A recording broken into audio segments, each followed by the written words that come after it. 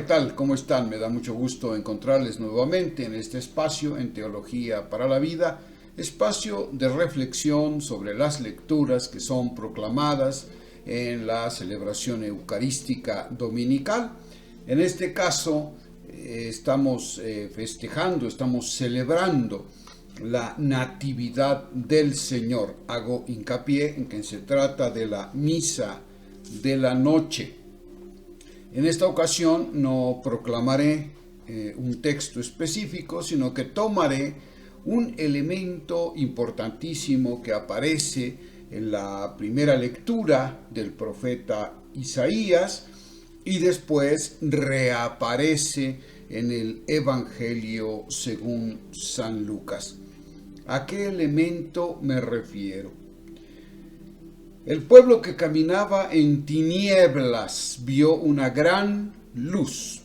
Es decir, el tema es la luz que ilumina las tinieblas. Y después vuelve a aparecer en el Evangelio de Lucas, cuando se habla de María, que va precisamente a dar a luz. Mientras estaban ahí, le llegó a María el tiempo de dar a luz. No es una casualidad que este elemento, evidentemente simbólico de la luz, aparezca tanto en Isaías como en el Evangelio de Lucas, en donde de hecho se vuelve a repetir cuando dice Lucas: un ángel del Señor se les apareció y la gloria de Dios los envolvió con su luz. Dos veces el tema de la luz, dos veces la palabra luz en el Evangelio de Lucas y apareciendo también en el escrito del profeta Isaías. Y entonces hablemos un poquito de la luz, del significado de la luz en la Biblia, en la imaginería, en la simbología bíblica, y por qué ha decidido la Comisión Litúrgica Internacional estos textos para la misa de la Natividad del Señor, en donde estamos desde luego evidentemente celebrando el nacimiento, la encarnación del Hijo de Dios, del Verbo eterno.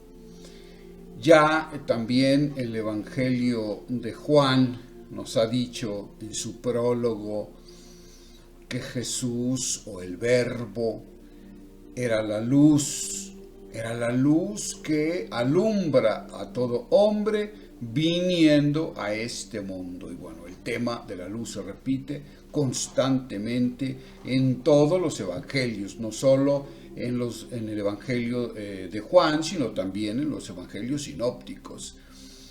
Aparece de formas diversas, ¿no? Luchando siempre esta luz para disipar las tinieblas. Aparece siempre la luz relacionada con las tinieblas.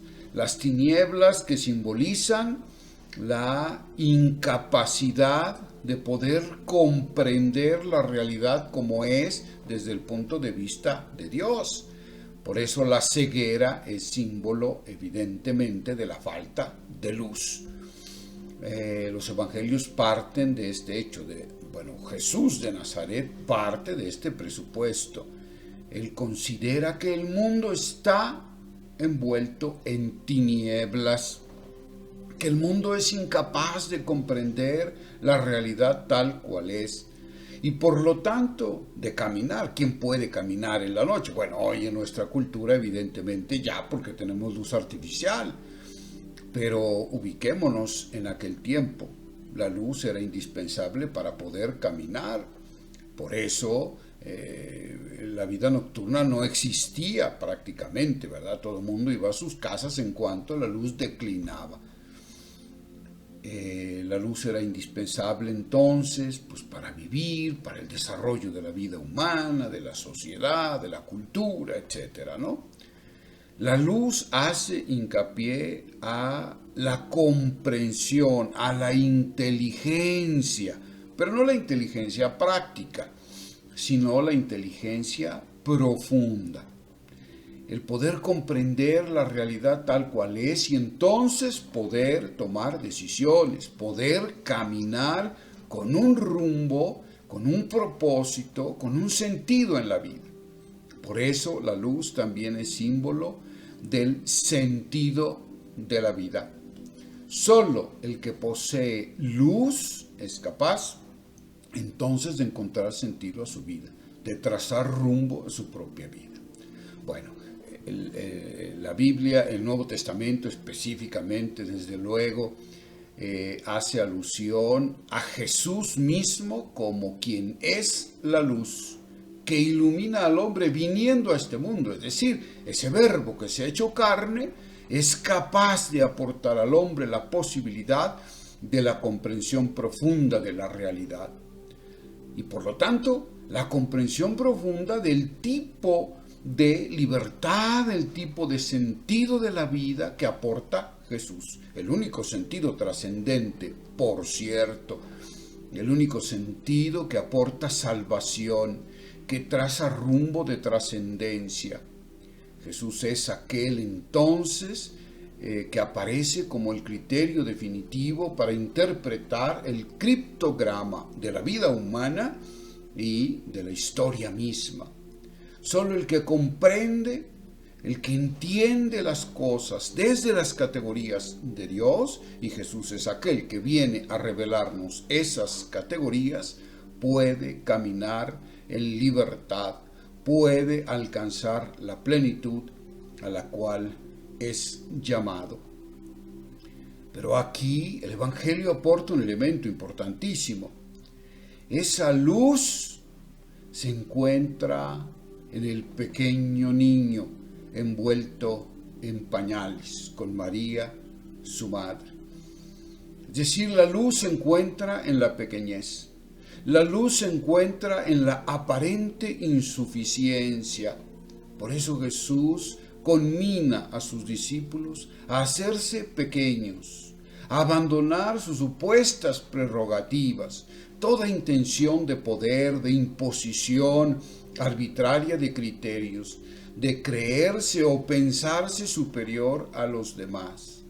Un niño es aquel que todo lo espera de sus padres, que se acoge a la protección paterna. Y desde luego Jesús nos mostrará que el auténtico Padre de todos es Dios, que solo en Él podemos encontrar refugio y sentido para la vida. Pero la pequeñez es la clave interpretativa. El Dios de Jesús es un Dios que también, como Él, se hace pequeño, que camina entre los hombres, que se encuentra en la cotidianidad de la vida.